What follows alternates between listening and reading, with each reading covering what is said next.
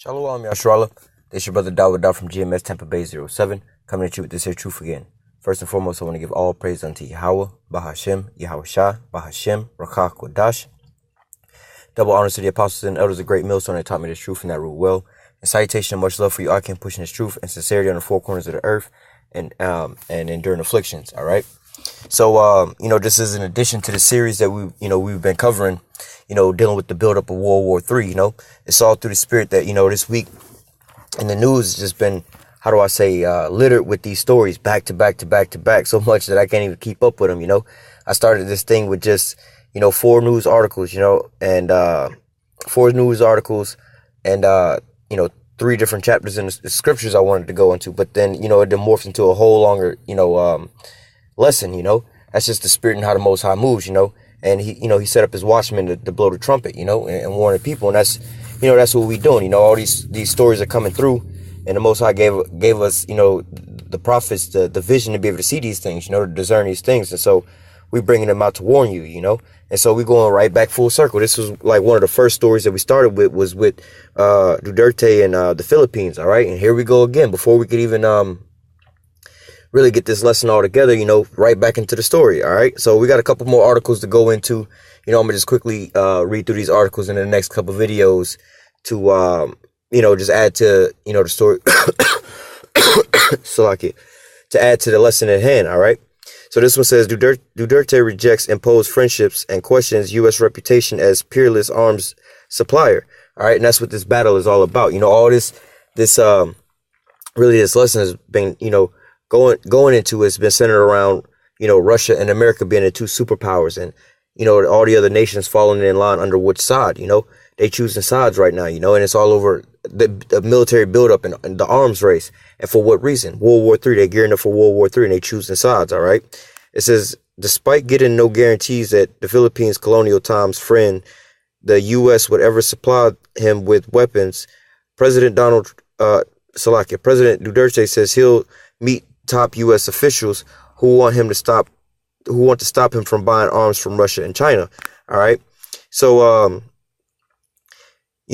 America over here, is got, all these other nations under strangulation through treaties and other little agreements like that, and also under the threat of just, full on invasion, So, basically they America got the stronghold over the Philippines, telling them who they can and can't buy weapons from.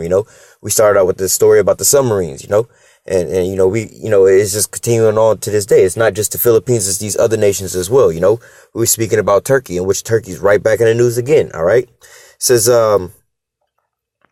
it's hard to say we're friends, but remember, we're friends because you made us a colony years ago. All right. Just like, the children of Israel here in America, sometimes, in certain type of conversations with people, it might come up where people might say certain things and, you might say something like, well, I'm not actually American, just speaking on a certain type of level, and people be like, well, what you mean? Weren't you born here? Like, yeah, but my forefathers didn't come here, willingly,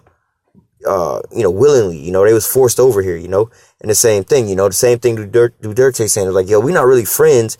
Y'all came and invaded our ass, took our ass over and made us in subjection unto you. And now that's what you call friends. If we don't want to be friends with you, then there's problems. You see what I'm saying? It says, it's hard to say that we're friends. We are friends, but remember, we are friends because you made us a colony years ago. It's not a friendship agreed upon, mutually satisfying. It's a friendship imposed on us. All right. Same like our citizenship here. It's not that we chose to be here. It's something that was imposed on us. It's something that we didn't choose. And this is how America treats everybody else. Talking about, the scriptures say he heapeth unto himself all peoples. All right. Not saying that all these people just want to come over to America, like, cause it's a melting pot and they just love being here. Nah, man. The so-called white man is sitting on top of all these, that horse sitting on many waters, sitting on all these other people, man, dominating them. All right. It says, it's a friendship imposed on us, Duterte said in Davos City after reading out a letter he received from Secretary of State Mike Pompeo, Defense Secretary James Mattis, and Commerce Secretary Wilbur Ross. In the letter, the U.S. top officials praised the enduring partnership built on shared history and values and urged a meeting with the Philippines leader to convince him to buy American defense equipment. All right. And, they over here praising, not really praising their historic values and stuff like that. But nah, remember our history, nigga. We put you in subjection. Remember how you got up under us. Don't let us come down on you. And that's the threat of America. Like the scriptures say. It calls all who don't worship the image of the beast should be put to death. If you don't want to roll with what America got going on, then your ass gonna get put to death. It says and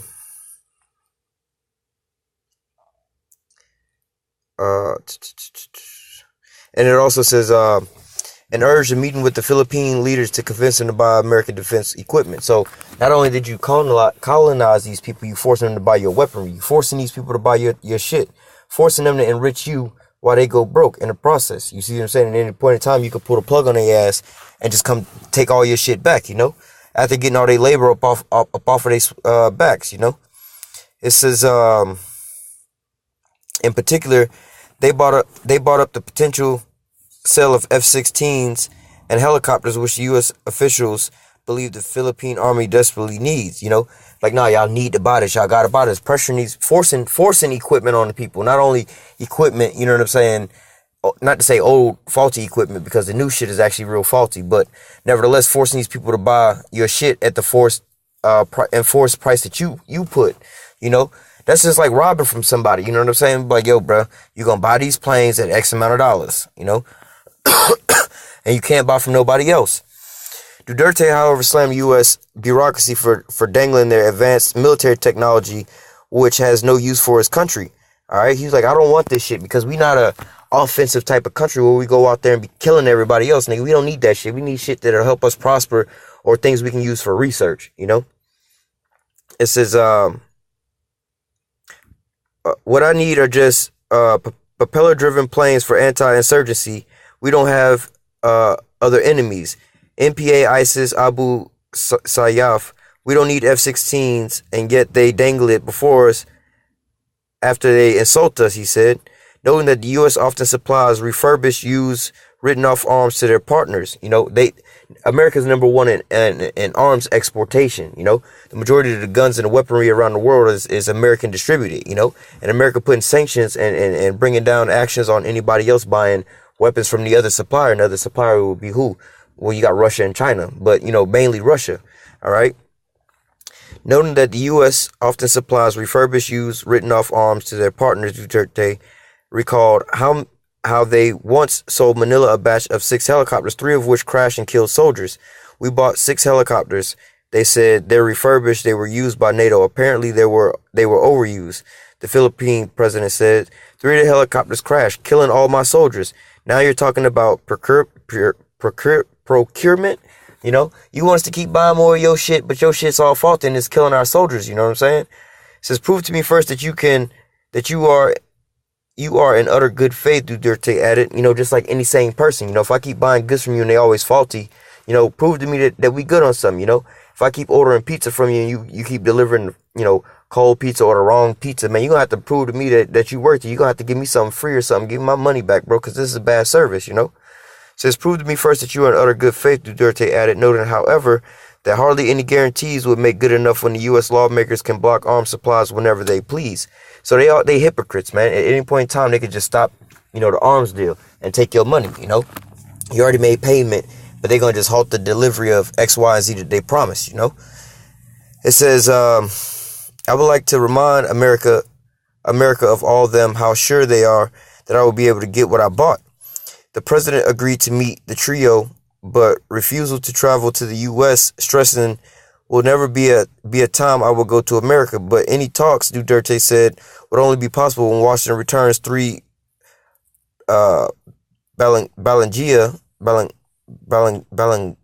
bells taken by the U.S. Army as war trophies following that word again, massacre in 1901 during the Philippine-American War in 1899-1902. After Spain ceded its long-standing colony in the Philippines to the United States, Washington only granted independence to Manila in 1946, following World War II. This month, U.S. lawmakers reportedly assured the Asian country that the bells would be returned. So really, these Edomites and just, keep passing over their rulership down to themselves. They talking about Spain had it first and they just handed it down. But really, these just Edomites, continuing on their global domination, you know, more or less to say. If the Balangian bells are not returned, we don't have anything to talk about, Duterte says, stressing that the memory of the bells still haunt everybody here because it was taken with blood and lives.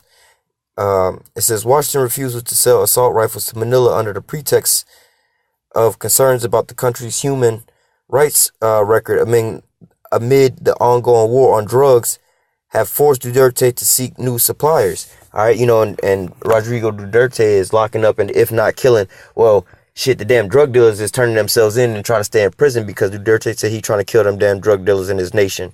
All right, he trying to, you know, just like the terrorists, he trying to get rid of them, you know. Manila, which has long depended on the U.S. for weapons, turned to China and Russia to fill the gap. All right, see, you know, the Philippines is going, you know, trying to cut America, just like everybody else trying to cut America out, you know. It says, while both countries already supplied Manila small arms, Duterte's government is also shopping on the market for patrol boats, helicopters, armored vehicles, and even submarines. Defense Secretary, you know, that was one of the articles we started with, you know, about him trying to get these submarines from Russia, and America tripping over that. They don't want them to get these submarines, all right? Defense Secretary Delphine Lorenzana was reported in Russia this week, where he discussed the possible purchase of subs and other defense equipment, noting that Manila is still shopping and has yet to decide where to buy submarines. Laziano told reporters on Thursday, that South Korea is a candidate too. All right, so, you know, and if they go to South Korea to buy the subs, you know what I'm saying, you know, South Korea really is an American ally, so who knows how that's going to play out. But that's, you know, all through and all, you see that these things here are stirring up all these kings to be at each other's throat. And not only that, these other nations is talking, not necessarily saying talking shit, but they standing up for themselves in the face of the son of perdition, you know, the damn devil. You know, they standing up into his face, you know, saying, is this the man that which did weakest the nations? This little pussy nigga right here, man? You talking about this little nigga, man? Fuck that nigga, man. We'll roll on y'all. Like, yo, you the Philippines, nigga. They America. Like, man, we don't give a fuck, bruh. Are you become weak as us now, nigga? We talking that shit too. We getting arms from these niggas.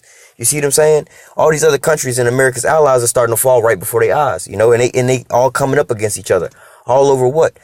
All over basically Russia in the middle. All these things, you know, go back to Russia. You see what I'm saying?